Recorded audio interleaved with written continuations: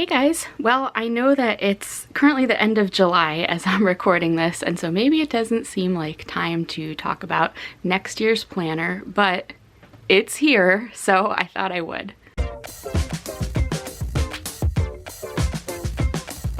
So I'm going to start this video by talking about my 2021 planner, how I've been using it, which is the same way that I've been using this planner for the past several years, and then I'll talk about the 2022 personal planner that I designed and how it's different and how I'm planning to use it. So if you've already seen some of my previous planner videos, a lot of this might be repeat for you. Maybe I'll put a timestamp up if you just want to skip to hear what I'm doing for 2022.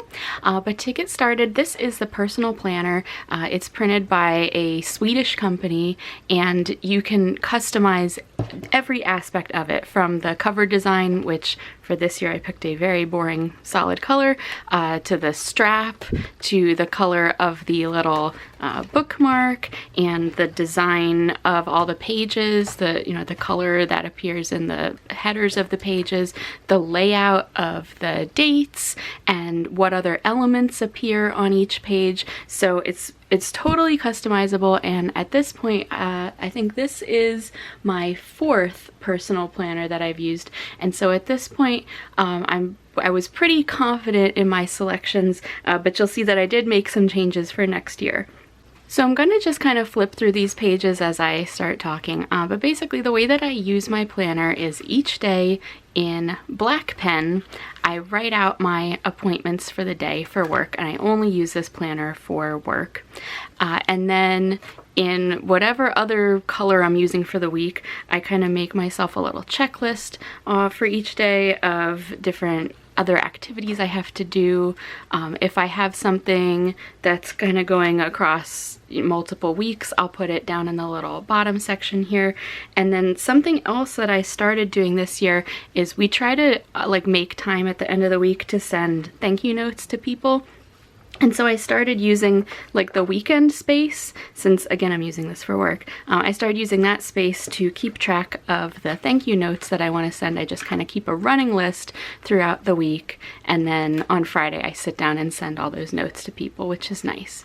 So you'll see that my base planner is just gray. It's very plain and boring, and then I decorate each week with different stickers or washi tape, and that secondary colored pen kind of corresponds with the colors that I used in my decor. So I don't really do anything extravagant. It's still pretty basic functional planning. One other thing that I do use the planner for is every other month now I send out a departmental newsletter, and so on the months when I do that, I also use the monthly spread for planning the activities around that. But that's pretty much all that I'm doing in the planner. So I'm just going to finish flipping through the pages up to our current date, which is the end of July. So we're almost there. Here's beginning of July, and this was the last week, and here's the current week. So I'm actually filming this on July 29th. I don't know when it will come out. But so that's where I am with my current planner. So let's look now at what I have put together for 2022.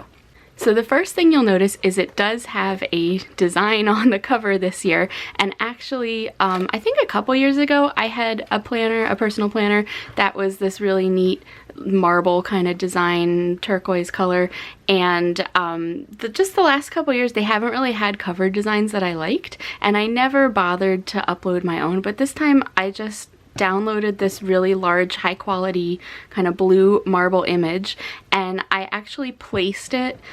You place the front and back cover designs separately, so I placed it so that if you were to lay this out like this, it would be one continuous design. This is the whole picture, but this is half of it that I used for the back, and this is half of it that I used for the front.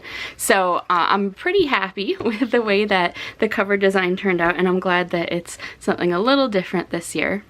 And then inside, one of the main differences is that for 2022, I have lined spaces on the dates. If you look at this year's, I have the dot grid pattern, which I thought would be, give me a little more flexibility. And I guess it does, but I find it really hard to write neatly. So I think it will be good to have full lines back. And one other thing I did this year, which is a little different than I've previously done, is I used one of these modules on the bottom of the page to actually do checkbox pattern.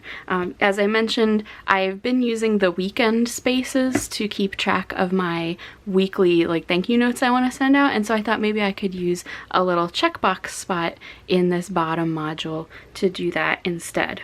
I see also that in this version, in this next year's version, the monthly spreads are just a little bit different looking. Actually, I'm going to open up 2021 to compare, so you can see the format's just a little different for next year. This is more square, this one's more round. The colors look like they might have been a little different, and I'm also seeing that in the 2021 version they have the weeks numbered, and that does not seem to be, oh, it is here, good. It's just not as prominent. And I don't really use that. I know it's actually a really Scandinavian thing to be like, oh, week 46. So I kind of like that that's more subtle. One other thing I changed is for 2021, I thought that it would be helpful for me if I had my weeks going Monday to Sunday. And I mean, technically, yes, it makes more sense because I'm only using this for the work week, but just from a lifetime of using calendars, it was really throwing me off. So I went back to a Sunday to Saturday week for the monthly spreads. And then in the back pages of your planner, you have some extra pages that you can, they have all different kinds of options again for what you can include there. So I always pick the same options here. So I have a yearly overview for 2022, also a yearly overview for 2023, just in case we need to plan ahead and quickly see what day of the week a certain date falls on or something. And then the rest of the pages here, the last few years, again, I've been doing the dot grid, but this year I chose to just do lined pages for all the rest of the pages. And that's really it. So hopefully you enjoyed this little flip through of my 2021 planner, the first 7 months, and a little sneak peek of my 2022 planner.